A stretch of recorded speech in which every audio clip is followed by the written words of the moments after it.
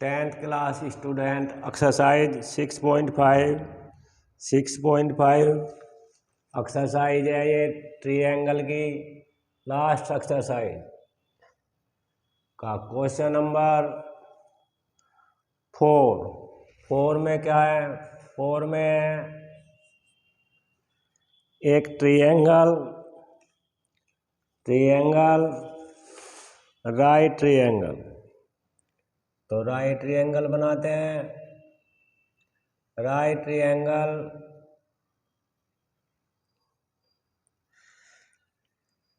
ABC,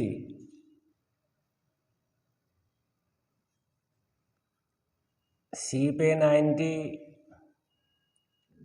तो B यहाँ लिखेंगे और C यहाँ पे लिखेंगे। C 90, जब C पे 90 है तो AB हमारा हाइपोटेन्यूज हो गया और BC हमारा बेस। तो गिवन में लिखते हैं, ज्ञात है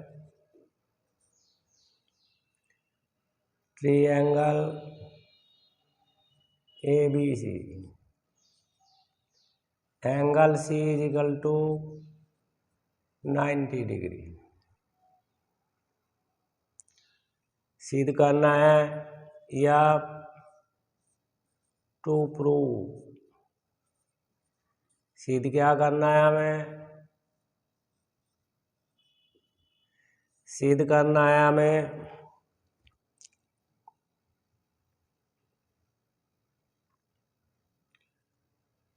ये ट्रायंगल आइसोसेल भी है, यानी कि समद्विबाहु समकोण त्रिभुज है। तो AC = BCB।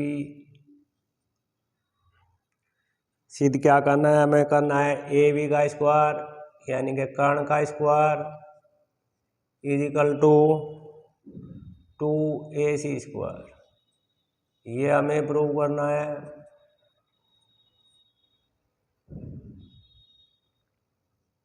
तो उत्पत्ति में क्या लिखेंगे?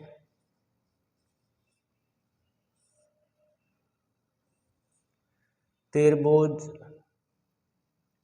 ABC में C = 90 और AC = BC। ये गिवन है यानी कि ज्ञात है। तो पाइथागोरस सूत्र क्या होता है? पाइथागोरस होता है कर्ण का वर्ग, कर्ण का मीन, AB का स्क्वायर = आधार का वर्ग यानी कि BC का स्क्वायर प्लस लंब का स्क्वायर यानी कि AC। अब ये दोनों AC = BC है, AC लिख लो या BC लिख लो। तो AB² = BC के जगह हम AC लिखते हैं प्लस AC को AC लिखते हैं। अब दोनों को प्लस हो गया, क्या हो गया? AB²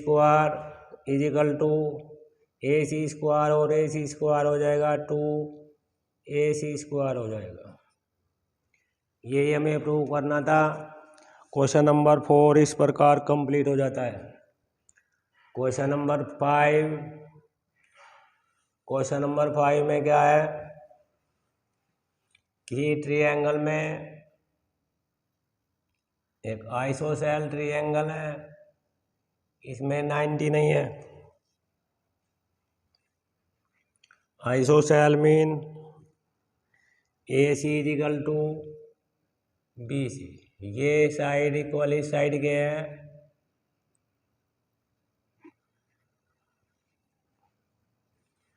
तो ज्ञात है में क्या लिखेंगे? ज्ञात है में लिखेंगे ट्रायंगल ABC में आइसोसेल है तो साइड इक्वल लिखते हैं। AC =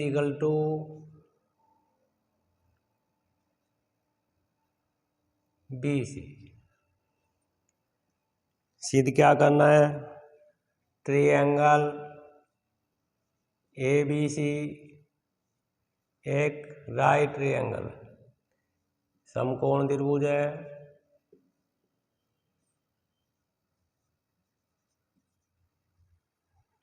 उपपत्ति में क्या लिखेंगे, उपपत्ति में लिखते हैं triangle A B C A C equal to B सी।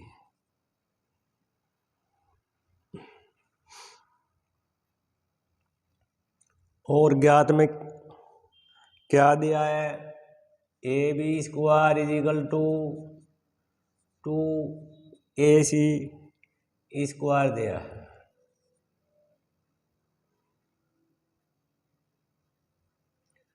ये ज्ञात है। और क्या ज्ञात है, A B square is equal to A C square. अब 2ac स्क्वायर को हम ac square plus ac square लिखेंगे, तो A B square is equal to ac square plus ac square हम लिख सकते हैं। तो ac is equal to B C है, तो ac के जगह हम bc भी लिख सकते हैं। ac की जगह हम bc लिखेंगे प्लस ac स्क्वायर। यदि किसी ट्रायंगल में दो साइड का स्क्वायर का सम तीसरी साइड के इक्वल हो जाता है तो ट्रायंगल ये पाइथागोरस का विलोम बन जाता है। तो ट्रायंगल ए बी सी एक समकोण त्रिभुज है।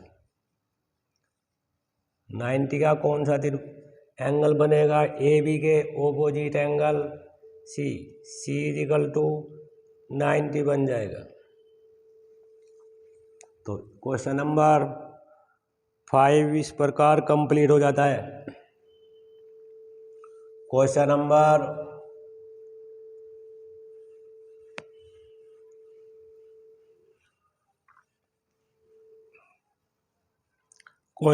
6।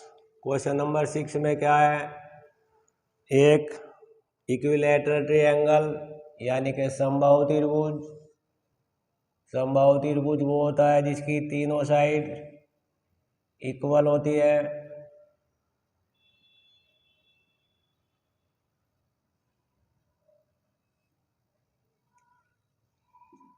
तो ए बी सी एक समबाहु त्रिभुज यानी कि इक्विलैटरल ट्रायंगल है और जिसकी साइड 2a है।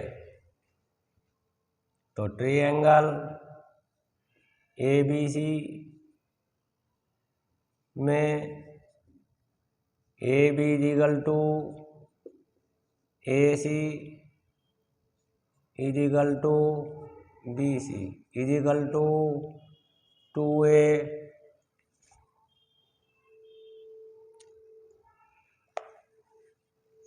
सिद्ध क्या करना है हमें, या क्या ज्ञात करना है, हमें ज्ञात करना है इसका एल्टीट्यूड। एल्टीट्यूड कहाँ बनेगा, एल्टीट्यूड बनेगा किसी भी सिर से परपेंडिकुलर ड्रॉ कर दो ए डी, इसको हमें फाइंड करना है। ए डी की लेंथ निकालनी है, तो ए डी को फाइंड करना है हमें। उपपत्ति में लिखेंगे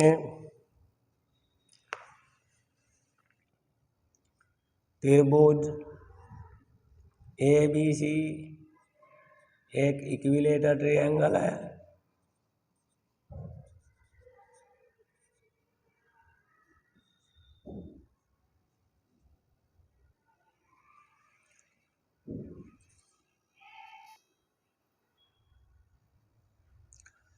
त्रिभुज समबाहु त्रिभुज में तीनों साइड 2a की है। 2a ए बी होगी, ए सी भी 2a की होगी और बी सी भी हमारी 2a की हो जाएगी। अब ए डी परपेंडिकुलर है यानी कि लंब है बी सी पे। ये पोजीशन किसी भी शीर्ष से त्रिभुज के शीर्ष से समबाहु त्रिभुज में सम्मुख भुजा को बाइसेक्ट करता है। तो बी डी हमारी ए हो गई, जब ये बी सी हमारी 2A है तो ए इधर और ए इधर हो जाएगी, यानी कि जो भी साइड होगी उसका हाफ बी डी और हाफ डी सी हो जाता है। तो अब लेते हैं समकोण त्रिभुज यानी कि right triangle A B D में लेते हैं, हमें निकालनी है ए डी। एल्टीट्यूड कह लो, हाइट कह लो, ऊंचाई कह लो या लंब कह लो, तो हमें निकालनी है ए डी। तो पाइथागोरस सूत्र क्या है? पाइथागोरस फॉर्मूला है ए बी का square is equal to, A B हमारा ए बी डी में ए बी हमारा कर्ण बन गया और बी डी आधार और ए डी लंब बन गया हमारा। तो ए बी का square is equal to B D का स्क्वायर प्लस ए डी का स्क्वायर। ए बी की वैल्यू क्या है हमारे पास में? 2A। तो 2A लिखते हैं, स्क्वायर प्लस बी डी की वैल्यू हमने क्या निकाली है? ए का square is equal plus A D square. तो स्क्वायर करते हैं, 2 का स्क्वायर 4, ए का ए स्क्वायर इज इक्वल टू ए का स्क्वायर प्लस ए डी का स्क्वायर। अब ए स्क्वायर को इधर लाते हैं लेफ्ट हैंड साइड, तो 4A square minus A square is equal to A D square. तो ए डी माइनस करने के बाद में क्या आएगा? 3A square is equal to A D square. A D क्या आएगी? 3√A, इधर स्क्वायर है इधर अंडर रूट बन जाएगा। तो ए डी की वैल्यू आ गई 3 का अंडर रूट, नहीं निकाला जा सकता, और ये 3A का स्क्वायर से अंडर रूट हट के ए बाहर आ जाएगा। तो ए अंडर रूट 3 इसकी हाइट या ऊंचाई कह लो या लंब कह लो, ये आ जाती है। अब क्वेश्चन नंबर 7 में क्या है? एक रोम्बस है, रोम्बस का मीन समचतुर्भुज का मीन क्या हो गया? जिस समांतर चतुर्भुज की चारों भुजा इक्वल हो वो रोम्बस होता है। यानी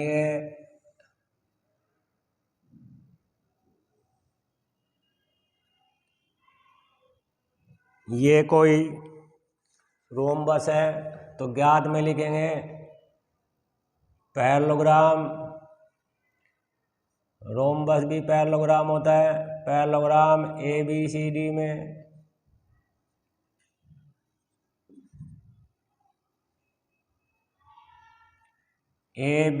डी में रोम्बस है तो A B is equal to B C is equal to C D is equal to A D के डायगोनल विकर्ण कौन होंगे? बी और डी विकर्ण होंगे और ए सी इसके 2 विकर्ण होंगे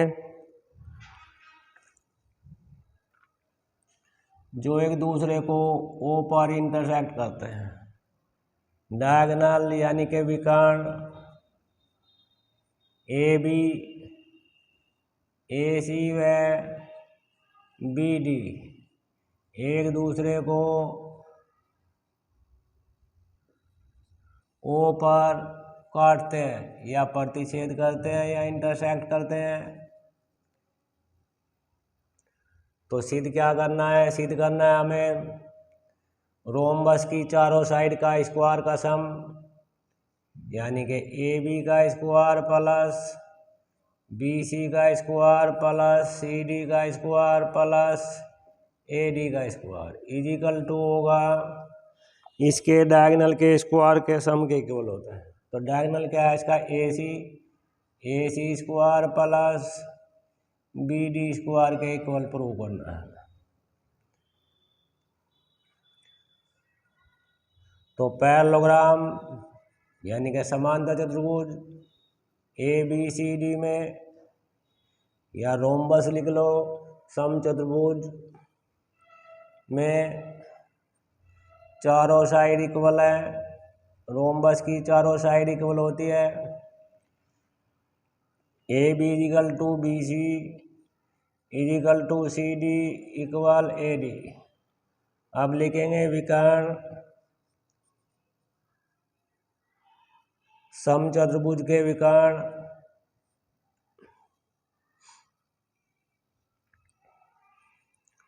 समचतुर्भुज यानी कि रोम्बस के विकर्ण एक दूसरे को समकोण पर समद्विभाजित करते हैं। समकोण पर यानी कि 90 डिग्री का एंगल बनाएंगे, समकोण पर समद्विभाजित करते हैं। समद्विभाजित का मीन परपेंडिकुलर बाइसेक्टर, समद्विभाजित करते हैं।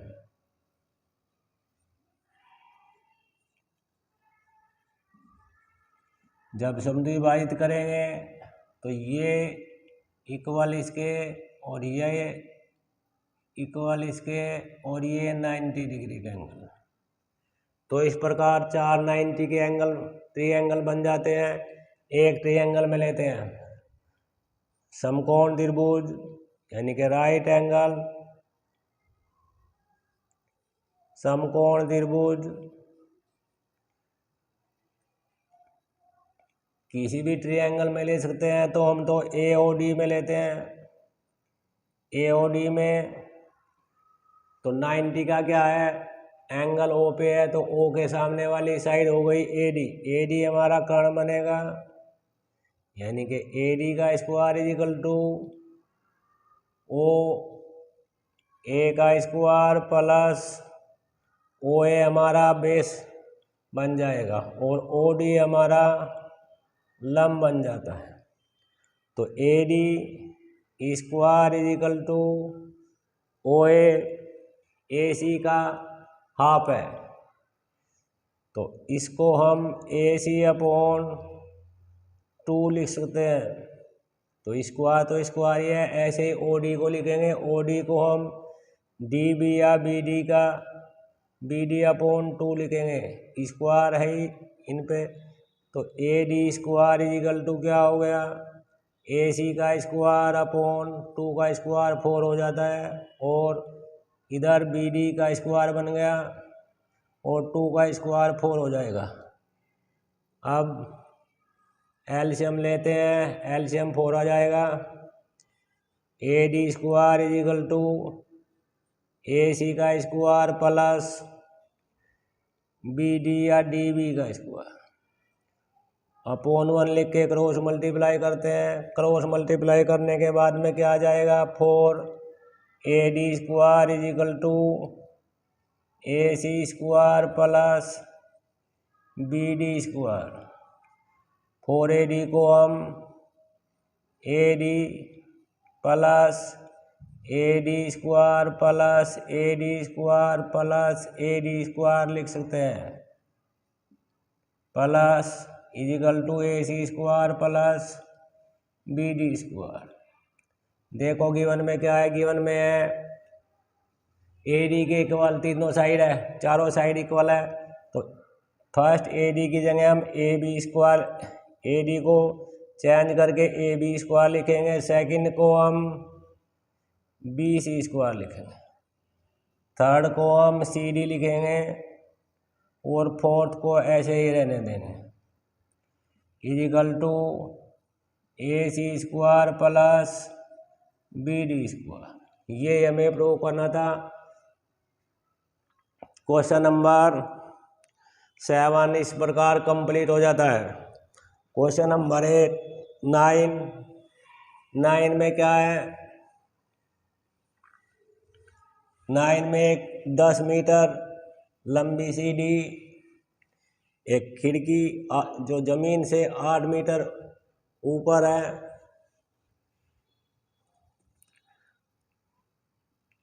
ये क्वेश्चन नंबर 9 है। एक सीढ़ी 10 मीटर लंबी, सीढ़ी ये हो जाएगी यानी कि लैडर हो जाएगी 10 मीटर। जो विंडो है वो 8 मीटर ऊपर है जमीन से, तो जमीन ए पे विंडो और बी और सी ग्राउंड हो जाएगा। तो हमें निकालनी है कि वो सीढ़ी विंडो यानी कि दीवार से कितनी दूरी पर है, कितनी दूरी पर लगी है। तो ए बी दीवार यानी कि वॉल और A C C D equal to 8 metre और ए सी सी डी यानी कि लैडर इजिकल टू 10 मीटर और बी सी ज्ञात क्या करना है हमें, ज्ञात करना है हमें बी सी की लेंथ निकालनी है, ज्ञात करना है या to find B C is equal to निकालनी है हमें। तो हल लिखेंगे सॉल्यूशन। तो ये समकोण त्रिभुज बन ये 90 का हो जाएगा, 90 के सामने वाली साइड हाइपोटेन्यूज। तो समकोण त्रिभुज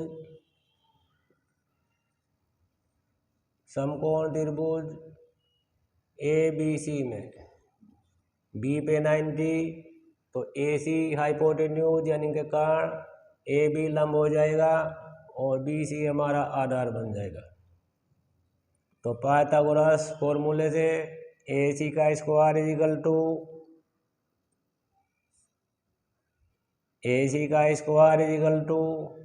बी सी का स्क्वायर प्लस ए बी का स्क्वायर। ए सी की वैल्यू क्या है 10, तो 10 का स्क्वायर करेंगे, बी सी को हमें फाइंड करना है, प्लस